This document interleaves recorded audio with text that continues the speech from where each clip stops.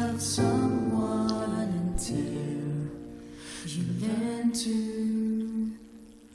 forgive.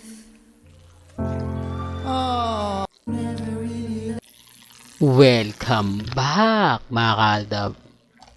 Ito na naman po ang inyong lingkod, si Mr. Destiny, at magbibigay po tayo ng pinakamainit na update po ngayon sa social media mga kaaldab. Ito yung pinaka-latest sa All Out Sunday, kasama nga po si Alden Richards at si Julia Montes. Update lang po mga kaaldab ha. Baka may mag-react na naman dyan, di po ba? Kasi tayo o si Alden Richards may update naman po, di po ba? May update do si Maine Polkerson, pero kumbaga mamaya na natin yan tutukan. Dito po muna tayo sa mga nagaganap at nangyayari sa All Out Sunday, dahil mamaya nga po nasa, kumbaga kung ngayon nyo pa lang to napanood, may bagay hindi na rin po kayo makakahabol mga kaaldab, dahil inaabangan ko naman po etong sa SM Valenzuela. Maya-maya lang po yan ng alas 4 ng hapon, o magsisimula na yon siguro mga alas 6 sa mga taga Valenzuela dyan. Pwede pa po kayong makapunta kung wala pang alas 6, o sabihin na natin na alas 4 pasado na kasi mga kaaldab. Pero bahala na lang po kayo kung sa tingin nyo napanood nyo to alas 6 pa naman po simula, kung makakahabol pa po kayo. Di po ba? Yan ang kagandahan nyo po sa channel ni Mr. Destiny. 101% updated po kayo. Ano man po yung mga nababasa ninyo, nakikita po ninyo, yan po yung pinag-uusapan naman po natin. Di po ba? Gaya nga po kay Alden, na kahit bumabaha ng mga basher, kahit bumabaha ng pang-aalit, pusta, pang-iinis, pang-aasar, kita nyo naman po yung tugatog ng tagumpay. Di po ba? Napakaraming blessing na dumarating po kay Maine Mendoza, kay Alden Richards, di po ba?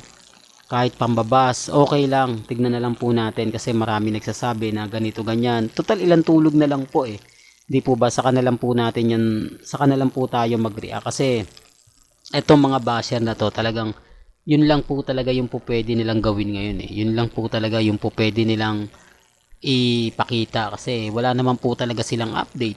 Hindi hanggang ngayon di pa nila nasasagot yung issue kay Mengay at kay sa TBJ, di po ba?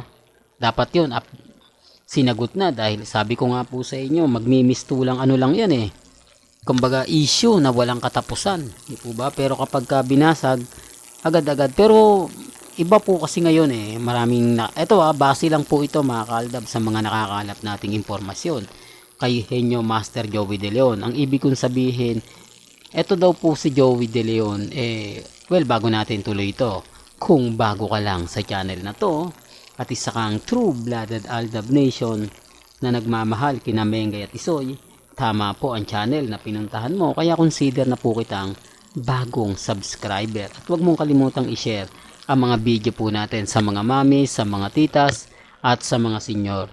Kilala natin si Henyo Master Joey De Leon na pumapalagyan, kumbaga nagpo-post yan sa kanyang social media account kapag alam niya na maraming bumabatikos. Di po ba? Gaya nga po ng paghingi niya daw ng tawad ng live sa EAT. Ito nga po mga kaaldab yung sinasabi natin na pagbibiro ni Henyo Master Joey De Leon sa bigti, di po ba, o sa lubid. Siyempre medyo ano yan di po ba, sensitibo yon. Nag-react siya doon. Bakit na nga naman po siya maghihingi ng paumanhin? Joke lang naman yon. Kung gano'n na pala kababaw yung mga joke, dapat hindi na lang siya yung pinupuna. At sumang-ayon naman sa kanya si Michael B. na tama rin daw po minsan yung mga sinasabi ni Henyo Master Joey De Leon. Nasa tao na lang po talaga yon kung ano yung sasabihin niya, di po ba? Kaya nga po nagkaroon siya ng kakampi galing mismo sa loob ng GMA Kapuso, di po ba? Kaya nga po mga kaaldab, nakapagtataka dahil medyo issue to di po ba? Henyo Master Joey De Leon, Maine Mendoza, kumbaga meron nga po ba, at TBJ, may iringan po ba talaga? Hindi man lang nagkukomento si Henyo Master Joey De Leon, di po ba? Dapat yan, agad-agad nagsabi na siya, no? Sa mga hindi bumati, hindi po ba? Sa kaarawan ko, although sabihin na natin na sasabihin nyo ni Henyo Master Joey De Leon, hindi po ba? Siyempre, para lang masabi na binati din siya, hindi po ba? O, binati po ako ni Mengay, kaya lang hindi niya na pinost sa social media. O, kahit pa paano, yung iba, mapapaisip din. Pero, gaya na sinabi natin, bakit kay Mga Salvador? Di po ba binati ni Main Mendoza? Pero, yung video na yon matagal na. O yung post na yon matagal na. Pero, nirepost niya lang, tapos binati niya si Mga Salvador. Pero dito, pagdating kay Henyo Master Joey De Leon, di po ba? Although sabihin na natin na madalas sila mag-chat, madalas sila mag-usap sa kanilang social media account.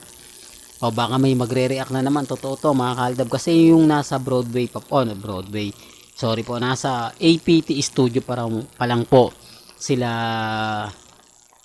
Mengay at si Maha. Nagre-react po si Maha pag hindi nagre-reply si Mengay. Di po ba, chat ako sa'yo ng chat, hindi ka naman sumasagot, ganto ganyan, etc. etc. Matik na yan, di po ba?